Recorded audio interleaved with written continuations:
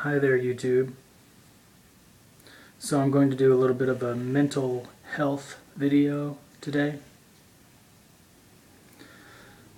This is going to be about OCD and the symptoms of extreme anxiety and compulsion. Well, it began for me when I was very young, like in middle school, probably elementary school, and the most telling memory I have is that I would use the Nintendo controller without even having the screen or a game on, and I would just repeatedly do like button presses in a certain combo, and it never quite felt right, so I would do it forever and ever. Like I would keep on pressing the button. And since then, all through my teens and 20s, I had really bad OCD that destroyed relationships. It really severely taxed other relationships, and it became pretty extreme. I was intolerable. It was impossible to live with me and impossible to exist for me. So now that I'm reaching into my 30s, I'm trying to offer a little bit of hope and help for people who might suffer this way. If you make it far enough, you sort of build up enough experiences where you don't really suffer quite so much, because after repeated times of crisis and then de-escalation over and over and over again, it comes to the point where you kind of resolve it within your own mind. But it can be very difficult, and I noticed in times of stress I get a little bit more OCD. If I'm experiencing things in my life that are a little bit nerve-wracking, it does translate into me being more symptom-prone. Really, there's only a few things that I do every day that are kind of like throwbacks to when I was very in the throes of the problem. And those couple of things are checking the stove over and over again. Sometimes I'll stand there for a good minute. I hesitate to say it's any longer than that, but definitely for a minute or so. And I've worked out a little system that might help you. It's tough to apply it, but the word off, I am a great lover of French fries, so first I look at the FF and I go left to right. I go French fry, French fry, French fry, French fry, French fry.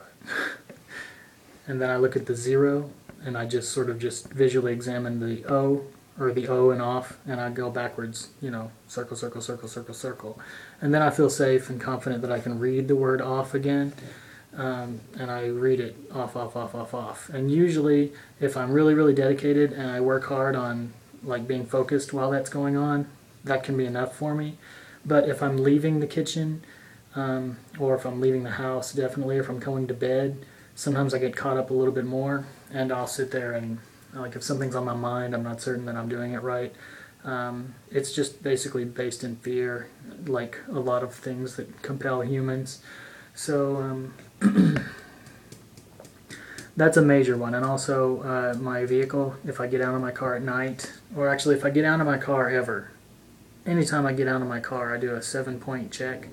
And it seems, rational that you would just kind of check things out and make sure your car's secure and that everything's safe. But I do it over and over again. It's kind of bad. And especially at night, if it's dark, I've got to get my flashlight out of my pocket, which I have on my keys. And what I will do is do these 7 checks. Sometimes a lot.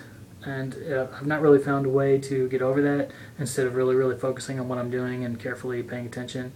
So I check both doors to make sure they're locked. My light above the head, it hasn't worked in years, but I still check it to make sure it's off every single day, like multiple times. And then I make sure that the car is in park and that the lights are off. So if it's nighttime, it would be really easy for me to just evaluate the lights by making sure that I'm not seeing bright lights coming up out the front of the car. But instead, I've got to get the flashlight out and visually examine it. It's pretty neurotic. It's pretty pointless, and it's just a sign of a bad symptom. It's the sign of a little bit of a mental health problem. So I'll do that over and over again. I'll just kind of go back and forth, and I really have to sort of like keep the flashlight on those parts of the car while I like resolve it in my mind that it's actually like the way it should be and everything's okay. So that's not normal. It's not healthy. Neither one of those things are. So, and there's a few other things I check before I leave the house. And this, when I lived in other, let me think. When I lived in Hartford, which is the last place I lived before moving home to Kentucky, I lived in an apartment, and I would do these types of checks, but it was a lot more extreme. Maybe it was because I was just unsettled and I didn't really feel quite at home in the apartment yet, or I guess I never really did, I don't know. So I would really, really get hung up on the stove, especially leaving the apartment, because I had to walk to the bus stop, and then I'd catch a bus and go to work and come back, and I was going to be gone all day. Never really got too much of a break. So it's important to remember that it's although it's a problem and it can become really disruptive and it can be very worrisome and it can strain your relationships, that it is something that can be dealt with without medication. I think you have to have the proper understanding of what's going on, what it's rooted in, and different ways that you can seek out at least to make it a little bit more tolerable for yourself.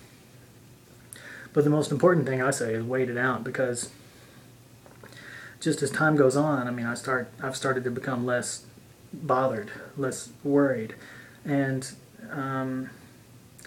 it's just a natural progression towards more of a stable type of an opinion about your surroundings, I think. And but I do remember some very, very extreme cases when I have been really dealt an extreme blow from OCD and extreme anxiety problems. Like there's a whole spectrum of anxiety types of problems you can have, and most people have touches of different mental problems or hang-ups.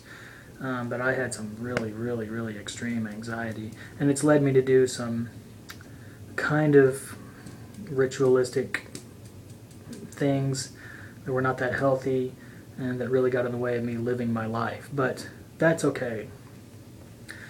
The real problem was when it rubs off on the people around you and it becomes something that is much more of a problem, more of a social problem, a problem among your loved ones, your friends and family.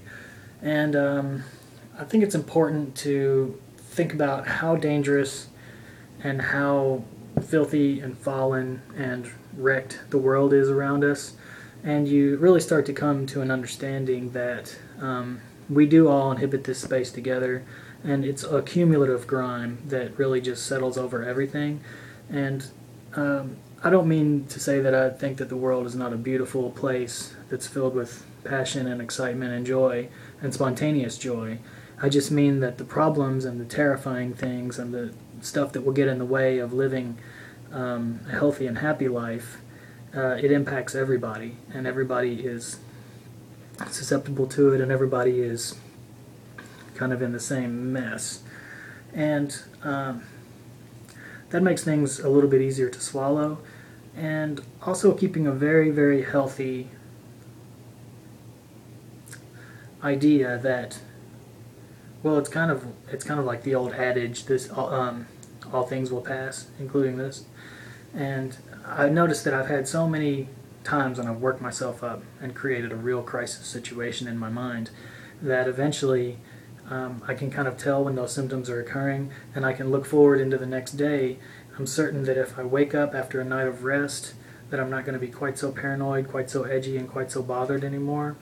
And also, or maybe even broadcasting out until next week, when you can kind of realize, if you sort of have an objective opinion about it, or you try to formulate an objective opinion in the heat of the problem, you can say, yeah, all right, this is probably not so bad. It's experience. I've had this type of problem before, and it all sorted itself out, and everything's going to be okay, and I'm just going to wind down to more of a base state. But it just takes a little bit of time.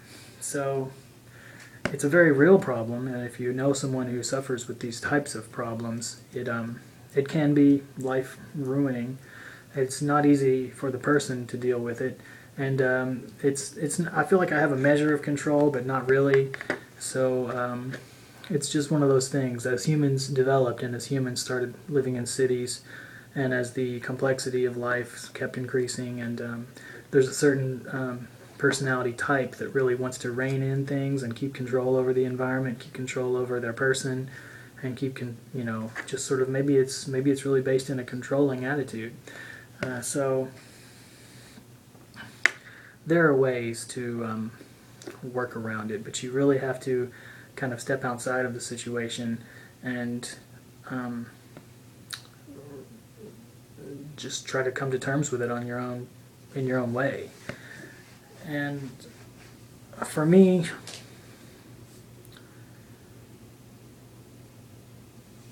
it's been rough going, but overall, it's all good. Like, even when I look back to some very extreme states, some very extreme problems, things that I considered really, really, really bad, I just consider it a part of the tapestry that makes up who I am, and it's not really such a big deal. I guess I'm a little skittish and timid about certain things, but it's only because I know that I'm going to do battle with myself for a really long time afterwards if things go down in a certain way.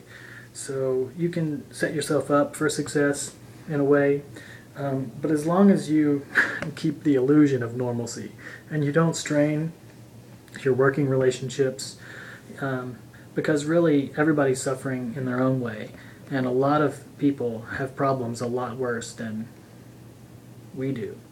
Always. That's always going to be the case, no matter what. And one important thing to remember, if one of the famous old philosophers said, if you take up all the suffering that all of humankind has, and then you divvied it out into an equal portion among everybody, you would probably be pretty happy with the measure of suffering that you already have. You don't want to labor through, you don't really want to have this burden of suffering if you can help it. And it helps to not be afraid to get out of your comfort zone. I can be a bit of a hermit. I can be a little bit insulated, and often, I mean, really honestly, I never really leave the house unless I have to.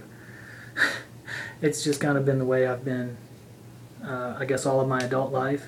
Now, there are things that will draw me out that I'm really interested in doing, like I like browsing in the bookstore, and I like going to the park, but these things are, I really, really have to want to do it, and going out and stuff like that. So as I've gotten older, and as I've tried to key into the regular flow of life, to a situation where I feel like I'm of the world and of the culture, and I'm not really separate from it or distanced from it by being so insulated, it's a little bit easier to allot a little bit of time towards real life types of things, healthy sorts of everyday situations that that are enjoyable once you jump out of the box and get out of your comfort zone.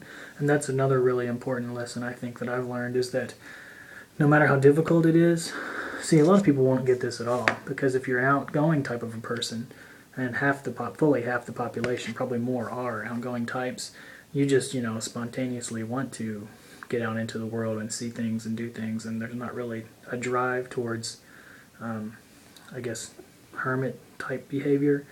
But it's important to remember that if you get out there and you really push through it, you jump out of your comfort zone, kick on your shoes, and just hit the streets, then you start having a good time. You really do, you have a great time, but you've really got to give yourself that initial push. It's far easier to stick around, to stay in the safe confines of your house or your apartment or whatever.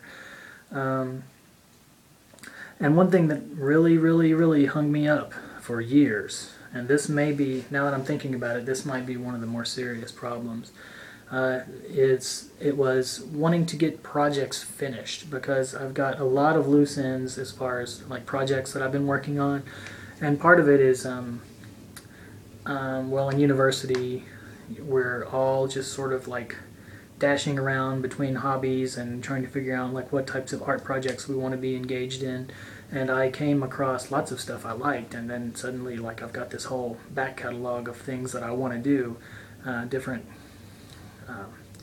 hobbies that I really want to work on, and so that leads to having a lot of stuff and a lot of unfinished projects, and this can be a great bother. So depending on how much stuff you've got that's related to various things that you have in the works, you know, you may or may not have trouble with that particular issue. I definitely had a big trouble with it because I didn't want to go anywhere or leave anything and feel like everything was in disarray and then my projects were unfinished. But the catch, the scary part is that these projects are going to take weeks to shake themselves out. And only now am I allowing myself to be distanced enough from projects that I work on to actually get them done. And it doesn't necessarily have to be art projects. It could be, if you want to engage in some type of recreation, you know, maybe your particular hang-up is that you want to read a series of novels you've wanted to read for years. But you can't let it embed in your brain like a worm, because it's very insidious. You will start to feel as if you can't leave. You will start regretting and despairing against situations in your life that are going to want to draw you out of your zone, your area, and it's really important to just kind of have a hands-off attitude. You know, what will be type of an attitude, and really just go about and engage life head on, and really start to build up a catalog of experiences. Because the more experiences you have, the more types of settings you put yourself in, throw yourself into, the more you'll start to, you'll be more fortified to battle OCD-like symptoms or extreme types of anxiety symptoms. Now, I've never really been,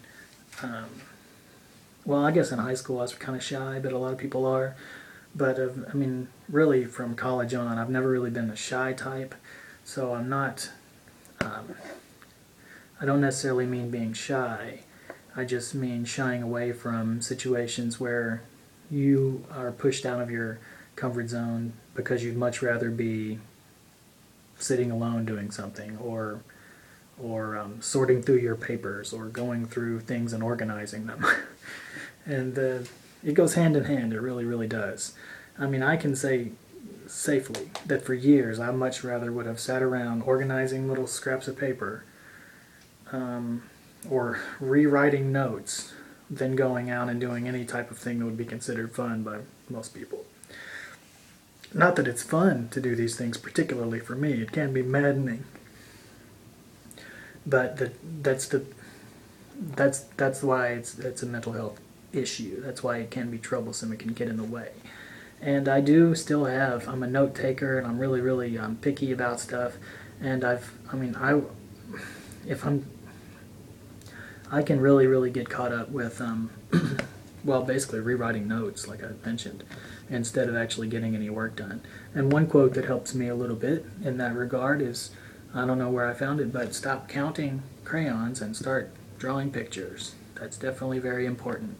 You've got to throw aside all the build-up and just get immersed in the project, and you'll find that once you have started something and you're actually in the midst of doing it, it's not so bad. You just kind of have to get the ball rolling, so to speak. And like with releasing materials, or coming out with something, or completing a project that you feel you could just work on it over and over again and overwork it, it's just important to have that experience a few times when you do push it out there, you do sort of push it out of the nest, so to speak. And it's getting to be a little vague what I'm saying, but if you have a project going on, something that you feel passionate about, it could be anything, any type of personal project you're working on, it's very important to work on it to completion, and then there comes a time you have to abandon it, to put it out into the world, to put it to bed basically, and then to move on. Because if you labor over something for weeks, for months, and into the years, it starts becoming its own problem that is really, really hard to take down. Well, that's it. That's some of my experiences and a little bit of how I feel and some tips that might help. It's a serious problem. There are worse problems, and who knows what spawns it? Who knows where it comes from? It's just one of those things, and it's something that I've had a lot of experience with, and I hope that if you know someone who is exhibiting signs of terrible OCD types of behavior, or if you're experiencing that type of thing yourself, then hang in there. It's really not so bad. I mean, there are crisis moments. There are times when I feel like I couldn't even believe how crazy I was feeling and how bad things seemed to be, but it all eventually shakes out and everything's okay. Really, I mean, that's how I feel about everything now. It's all going to be alright. I mean, no matter what happens, it just takes a little bit of time to get there. It's a long path. It's a long, winding, dark, treacherous path, but eventually you come out into the clearing and you can see the bright blue sky above.